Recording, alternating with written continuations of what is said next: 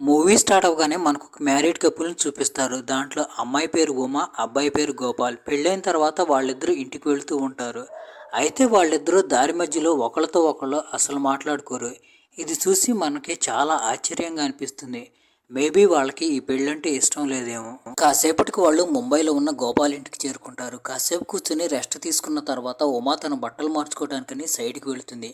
అది చూసి గోపాల్ బయటికి వెళ్ళిపోతాడు ఉమాకి ప్రైవసీ ఇవ్వడానికి. కాసేపటి తర్వాత గోపాల్ ఇంటికి తిరిగి వచ్చేసరికి ఉమా బెడ్ పైన పడుకొని ఉంటుంది.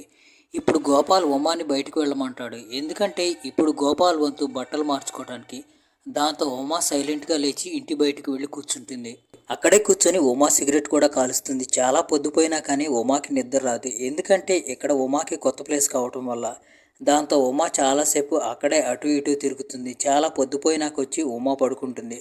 ఉదయం ఉమా కళ్ళు తెరిచి చూసేసరికి గోపాల్ పనికెళ్ళిపోతాడు. ఎందుకంటే అప్పటికే చాలా ఆలస్యం అవుతుంది. కాసేపు కూర్చున్న తర్వాత ఉమా వెళ్ళి వాళ్ళింటి తలుపు ఓపెన్ చేస్తుంది. సడన్గా చాలా మంది అటు ఇటు తిరుగుతూ ఉంటారు. అది చూసి షాక్ అయిపోతుంది. అసలు ఏం జరుగుతుందంటే నిజానికి గోపాల్ ఇల్లు ఒక చిన్న గొంది పక్కన ఉంటుంది ముంబైలో. దాంతో జనాలు అటు ఇటు తిరుగుతూ ఉంటారు. అది చూసి విసుగొచ్చి ఉమా డోర్ క్లోజ్ చేసి మళ్ళీ లోపలికి వెళ్ళి కూర్చుంటుంది. అలా లోపల కూర్చొని ఉమా గోపాల్ కోసం ఎదురు చూస్తూ ఉంటుంది. అలా ఎదురు చూసి సాయంత్రం అయిపోతుంది. ఉమా గోపాల్ రాగానే అతనితో గొడవ పెట్టుకోవాలనుకుంటుంది. ఎందుకంటే ఉమా గురించి గోపాల్ అసలు పట్టించుకోవట్లేదు. నిన్నటి నుంచి ఉమా ఇంతవరకు ఏం తినలేదు. కానీ అతనికి ఆలోచనే లేదు. ఉమా అతను రాగానే అతనితో గొడవ పడదాం అనుకుంటుంది. అయితే గోపాల్ ఇంటికి రాగానే కళ్ళు తిరిగి పడిపోతాడు. ఎందుకంటే అతను ఫుల్గా మందు కొట్టుంటాడు. అది చూసి విసుగొచ్చిన ఉమా గోపాల్ జేబులో నుండి డబ్బులు తీసుకుని తనకు తినటం కోసం ఏదైనా తెచ్చుకోవడానికి బయటికి వెళ్తుంది. తర్వాత రోజు గోపాల్ లేవగానే ఉమా గోపాల్ని పిచ్చి తిట్లు తిడుతుంది. అయితే గోపాల్ నాకు పెళ్ళైంది కదా, ఫ్రెండ్స్ ఒత్తిడి చేశారు, అందుకే నిన్న పార్టీ చేసుకున్నామని అంటాడు. తర్వాత గోపాల్ డ్యూటీకి వెళ్తున్నప్పుడు ఉమా నాకు కొంచెం డబ్బులు ఇవ్వమంటుంది. దాంతో గోపాల్ కొన్ని డబ్బులు అక్కడ పెట్టి వెళ్తాడు. గోపాల్ వెళ్ళిపోయిన తర్వాత ఉమా ఇంట్లో నుండి బయటకు వెళ్తుంది. అయితే ఉమా వాళ్ళ ఇంట్లో పక్కనే ఉండే శీతల్ ఉమాని వెన్నడుగుతుంది. అయితే ఉమా ఏం మాట్లాడకుండా అక్కడ నుండి వెళ్ళిపోతుంది. తర్వాత ఉమా ఇంట్లో నుండి బయటకు వస్తుంది. గోపాల్ తనకిచ్చిన కొద్ది డబ్బులతోనే ఉమా మార్కెట్కి వెళ్ళి కూరగాయలు తీసుకొస్తుంది. తర్వాత ఉమా శీతల్ దగ్గరికి వెళ్ళి కూరగాయలు కోసుకోవడానికి కత్తిపేట అడుగుతుంది. అయితే శీతల్ ఉమాకి పెద్ద కత్తిపేట ఇస్తుంది. ఇక్కడ ఉమా సమస్య కత్తిపేట ఒక్కటే కాదు, పాపం పిచ్చిదానికి వంట చేయటం కూడా రాదు. సాయంత్రం అయ్యేసరికి గోపాల్ ఇంటికి తిరిగి వచ్చేస్తాడు. గోపాల్ ఇంటికి తిరిగి వచ్చేటప్పుడు దారిలో చూస్తే అందరు భార్యలు వాళ్ళ భర్తలకి అన్నం రెడీ చేసి ప్లేట్లో పెట్టి ఇస్తూ ఉంటారు. దాంతో గోపాల్ కూడా ఇంటికి వెళ్ళి అన్నం తిందామని ఇంటికి వస్తాడు. అయితే పాపం ఉమా వంట చేయడానికి చాలా కష్టపడుతుంది, కానీ కనీసం రొట్టె కూడా చేయలేకపోతుంది. అది చూసి గోపాల్ వాళ్ళిద్దరూ తినడానికి బయట నుండి ఫుడ్ తీసుకొస్తాడు. తర్వాత వాళ్ళిద్దరూ ఆ ఫుడ్ తిని పడుకుంటారు. మంచం మీద పడుకోగానే ఉమా తన బట్టలన్నీ విప్పేసి గోపాల్ని రమ్మని సైగ చేస్తూ చేతులు చాస్తుంది. కానీ గోపాల్ ఉమా దగ్గరికి వెళ్లకుండా పక్కకు వెళ్ళి నిద్రపోవడానికి వెళ్ళిపోతాడు. ఒకవేళ గోపాల్కి ఉమా అంటే ఇష్టం లేదేమో. తర్వాత రోజు ఉదయం లేచి గోపాల్ వెళ్ళబోతున్నప్పుడు ఉమా మళ్ళీ గోపాల్ని డబ్బులు అడుగుతుంది. ఏంటి నిన్న ఇచ్చిన డబ్బులు అంతలోనే అవగొట్టేసావా అని గోపాల్ అడుగుతాడు. దాంతో ఉమా గోపాల్ పైన కేకలేస్తూ నాకు ఇల్లు ఎలా నడిపించాలో రాదని అంటుంది. దాంతో గోపాల్ ఒక టైం టేబుల్ రెడీ చేస్తాడు. ఆ టైం టేబుల్లో ఏముంటుందంటే ఏ రోజు ఏ కూర వండాలి, ఎంతెంత వండాలి, అలాంటివన్నీ ఉంటాయి. తర్వాత గోపాల్ ఉమా కొంచెం డబ్బులు ఇచ్చి అక్కడ నుండి వెళ్ళిపోతాడు. తర్వాత ఉమా మళ్ళీ మార్కెట్కి వెళ్ళి కావాల్సిన కూరగాయలు కొన్ని కొనుక్కొస్తుంది. అయితే ఈసారి ఉమా శీతల దగ్గరికి వెళ్ళి వంట చేయటం ఎలాగో నేర్చుకుంటుంది. తర్వాత శుభ్రంగా వంట వండి గోపాల్ సాయంత్రం వచ్చినప్పుడు గోపాల్కి పెడుతుంది. అది తిని గోపాల్ చాలా టేస్ట్గా ఉండటంతో చాలా హ్యాపీగా ఫీల్ అవుతాడు. ఆ తర్వాత వాళ్ళిద్దరూ పక్క పక్కనే కూర్చుంటారు. అయితే వాళ్ళిద్దరూ ఏమీ మాట్లాడుకోరు. ఎందుకంటే వాళ్ళిద్దరూ మాట్లాడుకోవడానికి వాళ్ళిద్దరి మధ్య అసలు ఎలాంటి మాటలు ఉండవు. తర్వాత ఉమా సిగరెట్ తాగడానికి బయటికి వెళ్దామా అని ఉంటుంది. దాంతో వాళ్ళిద్దరూ అలా బయటికి వెళ్ళొస్తారు. తర్వాత పడుకుంటారు. తర్వాత రోజు ఉదయం గోపాల్ లేచేటప్పుడు అతనికి వాంతి అవుతుంది. అయితే ఉమా జాగ్రత్తగా చూసుకునే దానికి బదులు నేను ఇక్కడికి వచ్చి చాలా రోజులు అవుతుంది, ఇన్ని రోజులైనా కానీ మనం ఎక్కడికి బయటికి వెళ్ళలేదు తిరగటానికి అని అంటుంది. ఆ మాటలు విని గోపాల్ అంటాడు, కొన్ని రోజుల్లో పెళ్ళి ఉంది, అప్పుడు తిరగటానికి వెళదాం, అప్పుడు దాకా కొంచెం ఓపిక పట్టు అని అంటాడు. దానికి ఉమా అమ్మో అప్పుడు దాకా నేను ఉండలేను, ఇవాళే మనం తిరగటానికి బయటికి వెళ్ళాలంటుంది.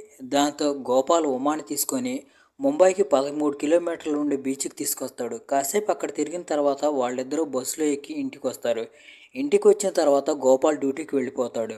మళ్ళీ ఉమా ఒంటరిగా కూర్చుంటుంది. ఉమాకి కొత్తగా పెళ్ళి అవటం వల్ల చేతుల నిండా గాజులు వేసుకుని ఉంటుంది. అయితే ఇప్పుడు ఆ గాజులు కూడా ఉమాకి చిరాకు తెప్పిస్తున్నాయి. దాంతో ఉమా చెప్పులు కుట్టి అతని దగ్గరికి వెళ్ళి ఆ గాజులన్నీ పగలగొట్టమని చెప్తుంది. నిజానికి పెళ్ళైన అమ్మాయిలు భర్త చనిపోతే కానీ గాజులు పగల కొట్టించుకోరు. కానీ మన ఉమా వెరైటీ కదా, గాజులు పగల కొట్టించేసుకుంటుంది. కట్ చేస్తే గోపాల్ తర్వాత ఆదివారం ఉమాని వాళ్ళ రిలేటివ్స్ పెళ్లికి తీసుకువెళ్తాడు. అయితే ఉమాకి ఆ పెళ్లి చాలా బోరింగ్గా అనిపిస్తుంది. దాంతో ఉమా సైలెంట్గా లేచి బయటికి వెళ్ళిపోతుంది. అయితే తర్వాత రోజు ఉదయం ఉమా లేవగానే ఉమాకి వామిటింగ్ అవుతుంది. గోపాల్ ఉమాని ఏమైంది, నీకు బాగానే ఉన్నావా అని అడుగుతాడు. దానికి ఉమా, నిన్న రాత్రి పెళ్లిలో ఏదో తిన్నట్టుకున్నాను, అది కడుపు కతికినట్లేదు అని అంటుంది.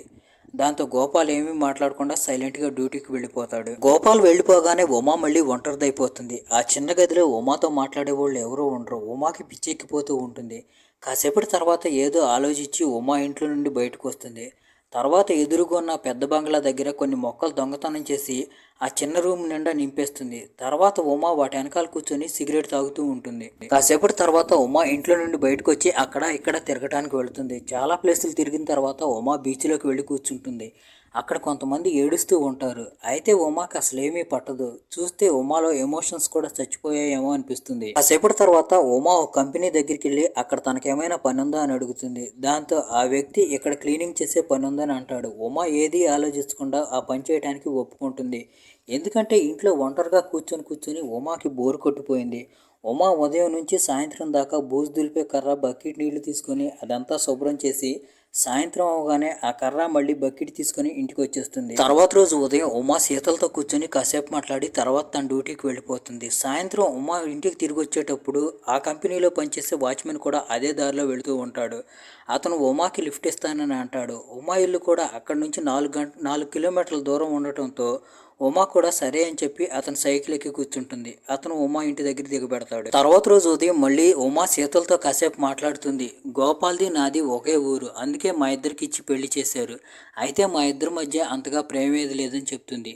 తర్వాత ఆ రోజు సాయంత్రం ఉమా డ్యూటీకి వెళ్తుంది. అప్పుడు ఉమాకి దారి మధ్యలో కొద్ది మంది ట్రాన్స్జెండర్స్ తగులుతారు. వాళ్ళు ఉమాని ఏ చిక్ని ఎక్కడికి వెళ్తున్నావు అంటారు. అయితే ఉమా ఏం మాట్లాడకుండా సైలెంట్గా డ్యూటీకి వెళ్ళిపోతుంది. తర్వాత రోజు ఉదయం ఉమా శీతల్ని కలవడానికి వెళ్ళినప్పుడు శీతల్ ఉమాతో, నేను కొద్ది రోజులు ఊరికి వెళ్తున్నాను, నేను తిరిగి వచ్చేదాకా నిన్ను నువ్వు జాగ్రత్తగా చూసుకో, ఎందుకంటే నువ్వు వచ్చినప్పటి కంటే ఇప్పటికి చాలా సన్నబడిపోయావు అని అంటుంది.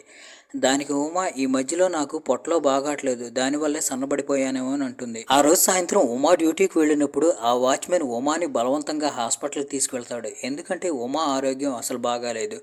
అయితే అక్కడికి వెళ్ళిన తర్వాత డాక్టర్ ఉమాని చెక్ చేసి జ్వరం ఏమీ పెద్దగా లేదని చెప్పి పంపించేస్తాడు. అక్కడి నుండి వచ్చిన తర్వాత ఆ వాచ్మెన్ కంపెనీ పైకి వెళ్తాడు. అది చూసి ఉమా కూడా అతను వెనకాలే పైకి వెళుతుంది. వాళ్ళిద్దరూ అక్కడే కూర్చుంటారు.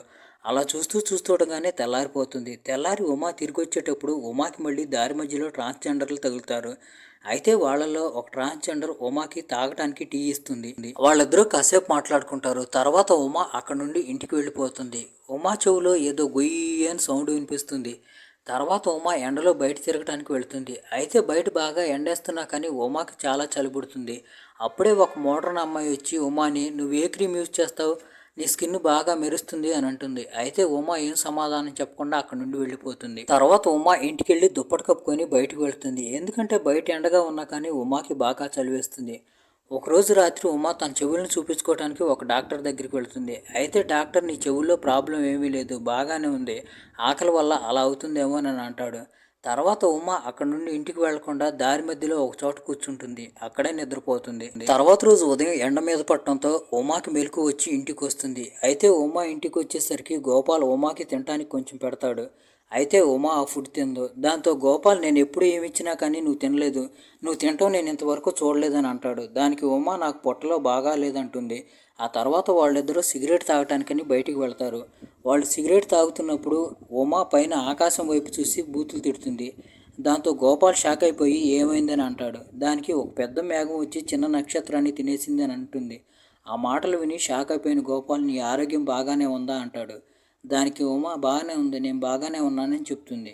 కట్ చేస్తే ఉమా వర్క్ చేస్తున్నప్పుడు ఉమాకి కళ్ళు తిరిగి పడిపోతాయి. కాసేపటి తర్వాత ఉమా తనంతట తానే లెగుస్తుంది. తర్వాత ఉమా ఇంటికి వస్తూ ఉంటుంది. ఇంటికి వస్తున్నప్పుడు దారి మధ్యలో ఉమాకి ఒక చిన్న మేకపిల్ల కనిపిస్తుంది. దాన్ని చూడంగానే ఏమవుతుందో ఏమో తెలియదు. ఉమా దాన్ని అక్కడికక్కడే చంపేసి చంపేయటమే కాకుండా దాని రక్తం తాగుతుంది. రక్తం తాగి ఆ డెడ్ బాడీని ఒక చెత్తబుట్టలో పడేసి అక్కడ నుండి ఇంటికి వెళ్ళిపోతుంది. తర్వాత రోజు ఉదయం ఉమా దుప్పటి కప్పుకొని నిన్న మేక పిల్లని చంపిన దగ్గరికి వెళుతుంది. అక్కడికి వెళ్ళిన తర్వాత ఉమా ఏదో ఆలోచించి ఇంటికి వచ్చేస్తుంది. ఇంటికి వచ్చిన తర్వాత గోపాల్ వదిలిపెట్టిన అన్నం తింటుంది. అన్నం తినగానే ఉమాకి వెంటనే వాంతి అయిపోతుంది. అయితే ఉమాకి అసలు తనకేమవుతుందో అర్థం కాదు. తర్వాత ఉమా తను పెట్టిన మొక్కల దగ్గరికి వెళుతుంది. అక్కడ ఒక పక్షిని పట్టుకుంటుంది. దాన్ని చంపేసి తర్వాత దాని రక్తం తాగుతుంది. తర్వాత ఆ పక్షిని ఒక బట్టలో చుట్టి తీసుకెళ్లి తన మంచం కింద పెడుతుంది. అలాగే ఉమా చాలా పక్షుల్ని అలాగే చంపేసి వాటి రక్తం తాగి వాటన్నిటిని తన మంచం కింద పెట్టుకుంటుంది. కట్ చేస్తే కొన్ని రోజుల తర్వాత గోపాల్ ఉమాని మన ఇంట్లో ఏదైనా చండాలపు వాసన నీకు రావట్లేదా అని అంటాడు. దానికి ఉమా ఏం మాట్లాడకుండా గోపాల్ని తిట్టి డ్యూటీకి పంపించేస్తుంది. గోపాల్ డ్యూటీకి వెళ్ళిపోయిన తర్వాత ఉమా చంపేసిన పక్షులన్నీ తన ఇంట్లో ఎగురుతూ కనిపిస్తాయి. అది చూసి ఉమాకి పిచ్చెత్తిపోతుంది. ఆ తర్వాత ఉమా ఆ పక్షుల డెడ్ బాడీలన్నింటినీ తీసి తగలబెడుతుంది. తర్వాత ఉమా ఒక కాయిన్ బాక్స్ దగ్గరికి వెళ్ళి గోపాల్కి ఫోన్ చేస్తుంది. కాసేపు మాట్లాడిన తర్వాత ఫోన్ పెట్టేస్తుంది. ఆ రోజు సాయంత్రం గోపాల్ ఇంటికి వచ్చిన తర్వాత గోపాల్ ఉమా పక్కపక్కనే కూర్చుంటారు. ఇద్దరు ఒకళ్ళకొకళ్ళు ఒక్కొక్క మాట చెప్పాలనుకుంటారు. అప్పుడు గోపాల్ ముందు నువ్వేం చెప్పాలనుకుంటున్నావో ఆ మాట చెప్పమని ఉమాని అంటాడు. ఉమా గోపాల్కి చెప్తుంది. ఉమా చెప్పిన మాట విని గోపాల్ షాక్ అయిపోతాడు. తర్వాత గోపాల్ ఉమాతో ఈ రోజు నా ఫ్రెండ్ ఒకడు ఇంటికి వస్తున్నాడని చెప్తాడు. ఆ తర్వాత అతని ఫ్రెండ్ అతని వైఫ్ని తీసుకుని వీళ్ళింటికి వస్తాడు. వాళ్ళిద్దరూ వీళ్ళ ముందు బాగా అన్యోన్యంగా ఉన్నట్టు యాక్ట్ చేస్తారు.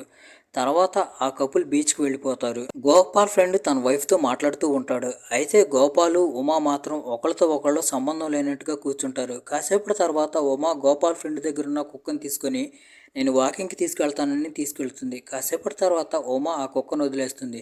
తర్వాత ఉమా తిరిగొచ్చి ఆ కుక్క పారిపోయిందని చెప్తుంది. దాంతో వాళ్ళ టైం అంతా ఆ కుక్కను వెతకడానికే సరిపోతుంది. తర్వాత ఉమా గోపాల్ అక్కడ నుండి తిరిగి వస్తున్నప్పుడు వాళ్ళు మెట్రో స్టేషన్కి వెళ్తారు. అక్కడున్న క్యాండిని చూసి ఉమా గోపాల్కి దాన్ని చూపిస్తూ అది తింటే నిజంగా నోరు మొత్తం బ్లూ కలర్లో మారిపోతుందా అని అంటుంది.